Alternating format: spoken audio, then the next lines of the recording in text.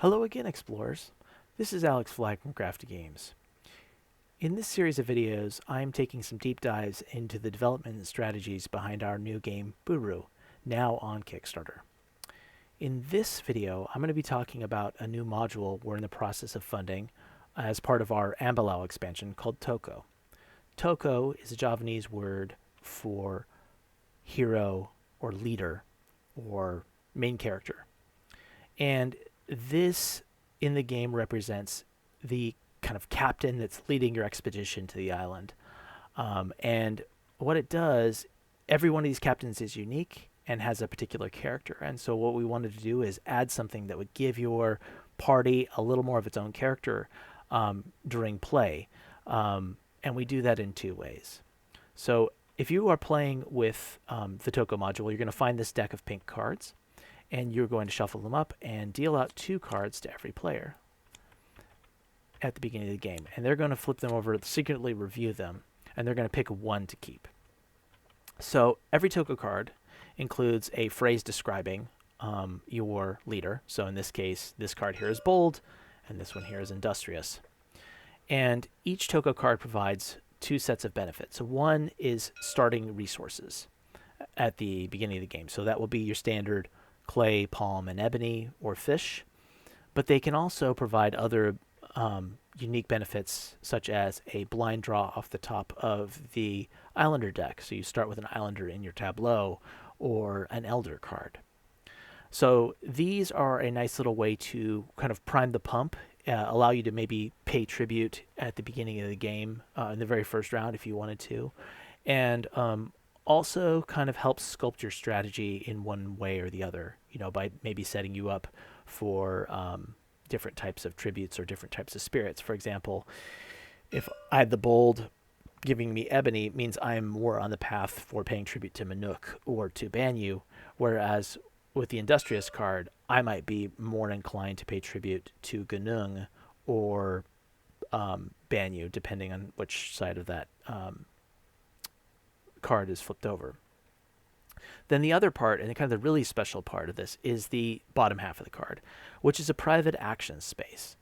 This is an action that you can take once per round instead of acting in a region on the board. So if you were playing a game with a lot of players, or maybe just made a dire miscalculation in a bid or something like that, you would be able to take your explorers that you would normally place in one of the action spaces in the region, take them off the board, move them back to your card next to your ship, and take that action instead. That does open up some possibilities for other players, but at the same time, it gives you some very powerful benefits.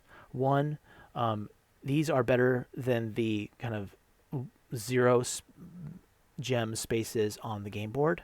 So usually it's better to take your Tokoh action than the rightmost action in any region, generally speaking. But more importantly, these allow you to take certain types of actions out of turn. For example, bold allows me to take a task action. Normally, you can only take tasks at the village, and if you're playing with the Ambalau expansion, on certain spaces of the Ambalau canoe track. But having the bold card would allow me to take a task instead of acting normally in a region. So I could perhaps take a task when I was at the shore, where I can normally only recruit. Or similarly, I could use Industrious as 1 clay, 1 fish action to gain a clay and a fish, rather than tasking a villager at the village, or an islander at the village, or perhaps even collecting resources up in the forest. So this gives you a lot of ways to adjust your strategy, perhaps to get a chance to see the board, realize where you maybe make up for a deficit or a miscalculation you made, but also to open up new places where you might normally not have a choice, or not have a choice you want. You can use these cards to kind of work your way around. So you're going to have 2 of these to draft from at the beginning of every turn, or beginning of every game. And you'll secretly do so, and then everyone reveals theirs at the same time. So let's say I was going to take the bold card. I would just choose the bold card, I keep it hidden, and I would return my other card to the discard pile, and then at the very beginning of the game, all of us reveal our Tokoh cards simultaneously, and that is the character of our expedition's leader. So let's go through a scenario about how you might be able to use the Tokoh to your advantage. So let's say we're into round 2, and I have recruited the Fisher and the Sculptor here as part of my play, and I am bidding in the forest. So I've bid up here against my opponent's red and yellow. Let me go ahead and turn these guys around and then flip them over. And you'll see here, I just lost pretty badly. Red takes their action. They're going to grab this card, grab the resources. Yellow grabs the second card, and they take this one. And then finally, I'm left with only one choice here of a clay and a palm. That's a pretty rotten choice, especially for my strategy. So I don't really want either one of these right now. So I take my Explorer, and instead of placing it on one of those action spaces, I'm going to move it down here and drop it on my Tokoh card instead.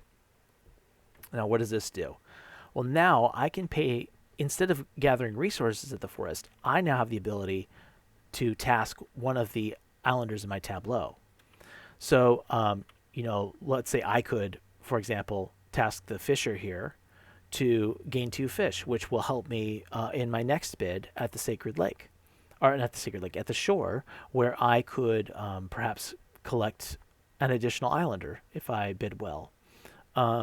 Alternatively, I could spend 2 fish if I had them to gain an ebony. So rather than taking that crummy palm or clay, I could choose to spend 2 fish and grab an ebony. So that's pretty useful to be able to take a task out of turn, especially as my tableau gets bigger. So that is the basics of the Tokoh, how it works and where it is useful. And you'll find that there's a lot of different strategies you can develop using this, perhaps to get as many as 4 tasks in a round, or to bluff by bidding into an area, knowing that other players may be watching your bids very closely, and they see that you're bidding in the shore, and they oh gosh, I got to bid harder there. And you don't care what you get. You can take your 1 and then move it here and take the task instead, because you never wanted to hire an islander. Instead, you were really interested in getting the extra task. So this is a really kind of fun and easy way to add a little asymmetry to your games, to mix things up, to kind of juice the beginning tributes and kind of the beginning of the game, so people can start scoring as early as the first round, and also to have a new way to bluff your opponents. All right, well, that's it for this video. Thanks a lot for watching, and we'll have a lot more to come in the future. So if you'd like to learn more about Buru, please visit us on Kickstarter and just search for Buru, that's BURU, or visit www.burugame.com. Thanks for watching.